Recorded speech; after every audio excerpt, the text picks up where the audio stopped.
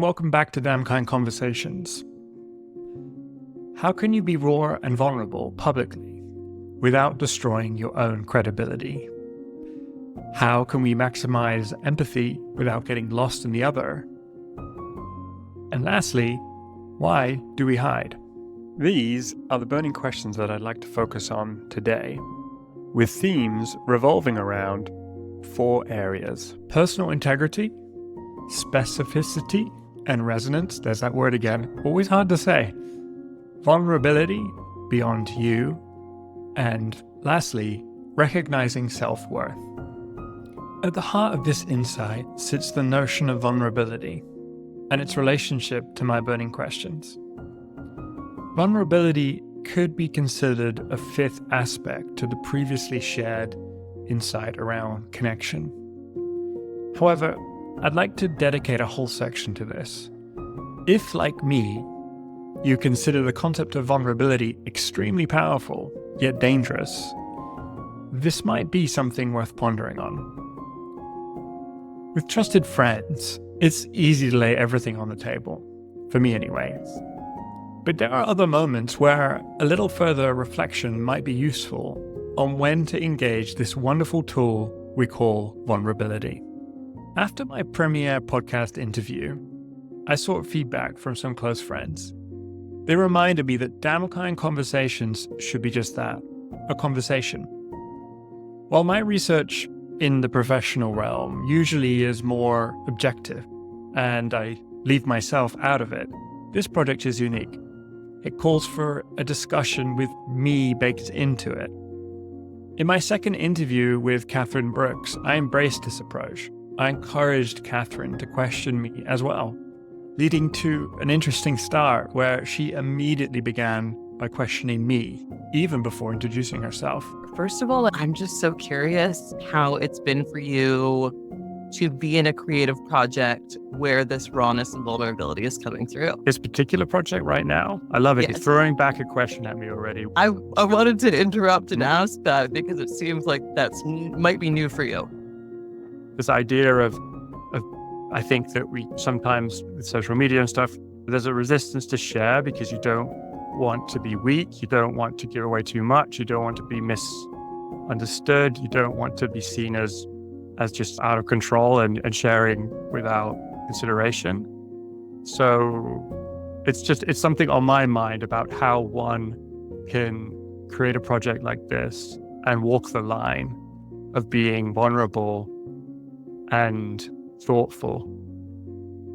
I want to be open and transparent and vulnerable, but I also want to try and not make anything too personal to anyone in my life, or to try and come at it with a deeper reflection and to think about things in a sort of more universal way, where possible, of course.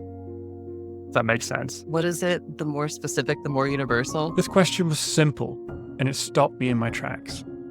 If the goal is to ultimately feel a sense of connection through vulnerability, being overly vague or conceptual is actually counterproductive. Building further on the concept of vulnerability, which should be both specific and relatable, Bonnie emphasizes that it must also be deeply rooted in our personal truths. Vulnerability shows up in different ways in different contexts. It's not a shtick. I think you ask the question of when is vulnerability too much? It has to be true. That's where I anchor it. I center it in, why am I being vulnerable in this moment? I think in the day-to-day, it shows up in being very real. It shows up in being curious. I've had to really shift my leadership. I used to be the leader that always talked at you. That's the kind of leadership I grew up with. There's a beautiful strategist that I've had the gift of working with. His name is Graham North. And he always said, our job is not to be the smartest person in the room. It's to make the whole room smarter. And I really subscribe to that philosophy. This approach to vulnerability is not about superficial displays, but rather about authentic sharing of oneself, complemented by a certain level of curiosity for the other or for those around you. So it's not a confession, purely. This curiosity is essential for encouraging others to unveil their own internal worlds also. Neil brings light the necessity of creating a secure environment to foster open communication and give those the courage to express themselves. People need to feel safe and secure when they come to work. By that, I mean that people feel that you've got their back, that they're not going to get dinged for asking a question, right, or whatever. To create that open space, that open forum for dialogue. And I always say, you need innovation without recrimination. Can we try this? Can we do this? Lastly, for all you introverts out there, aka this is a reminder to myself, it's important to remember or recognize that vulnerability, especially in a public or professional setting, can actually be a very powerful tool. When it aligns with your integrity and is articulated clearly, it opens up significant opportunities for personal growth and actually enhances your sense of self-worth in the world. Heather shares a particular poignant example of this. So I think I alluded to this earlier that I'm taking this TikTok class, and I have learned absolutely so much from taking it. My teacher is he's either like late 20s, early 30s, young person, and talks about, you have a gift to share. You can help someone else on their path. Are you really going to let your insecurities get in the way of you helping people while you're here? And that's been particularly impactful for me because this summer I had a huge eczema flare up on my face. So it's like, I don't want to be on camera. I feel like I look hideous, but I'm doing it anyway. So, and it's been getting better. It's not these are things that are slow, and like other people won't notice it that much, and like you can cover it up with makeup and But I would say that's a really practical example of this would be a reason that would hold me back from doing this. But when I realize I still have value to add, I think a lot of people that I meet who are significantly older than me, who are like, I don't even look in the mirror. I hate the way I look. I hate this. It's so sad to me because I get so much value out of them, and I don't want to be that to somebody else of like, I'm not going to give what I have to give because I'm self-conscious, embarrassed, I feel vulnerable. So we've got to the point in the episode where I pivot from sharing these excerpts to trying to establish a crafted insight that reflects the collective conversations that have been had around these questions. And this is what I've landed on. Vulnerability is both dangerous yet powerful.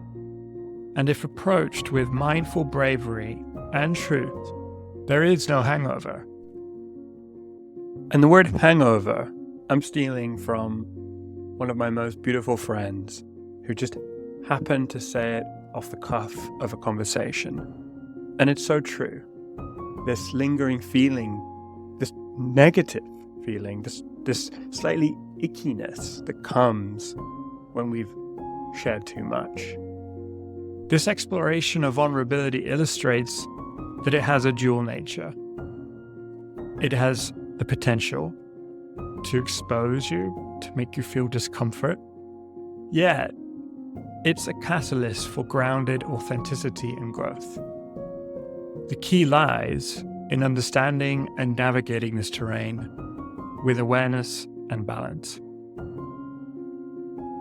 For this chapter, I'd like to leave you with a few thoughts and questions. While embracing vulnerability, it's crucial to recognize the importance of setting limits. How can we be genuine without compromising our integrity? The balance is not only vital for well-being, but also shapes the authenticity of our interactions themselves. This is where this idea of mindful bravery comes in. It's about being courageous enough to share our true selves, yet doing so with thoughtful awareness of our own boundaries and the potential impact on others and ourselves. I've learned firsthand that specificity in sharing personal experiences can foster a deeper universal connection with yourself and others. But how specific should you be?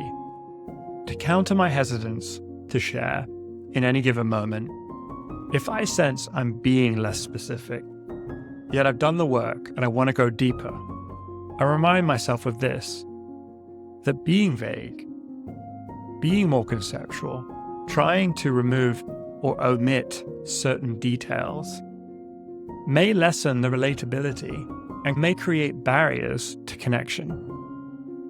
Are you ready to go there? Don't forget that vulnerability isn't just about you. Incorporate curiosity to gently help others explore what's going on within. Vulnerability hangovers only equate or only arrive, let's say, when you're in a moment of unbridled confessions, where others have no opportunity to reciprocate. Strive to create that safe space that fosters the externalization of the other's inner worlds. And remember, it's a dialogue, not a monologue. Lastly, embracing our vulnerabilities, especially in challenging situations, can lead to significant personal growth and self-worth. I can personally vouch for this firsthand and see it in the stories of my guests. At times, it might feel icky, but it's like exercising a muscle. In these instances, being brave, staying true to oneself, can transform what may feel like weakness into strengths. I truly believe that this self-belief and transformation, albeit incredibly hard, can influence our contribution and feedback loop within the world. In simple terms, if you can walk away from a conversation or interaction and sense you still have your integrity intact, or as my friend says, there is no hangover, then you've honored this dangerous yet powerful tool. I hope you've enjoyed this second insight that I've shared with you. Please come back later for the next episode where I'll be sharing my third insight. Thank you.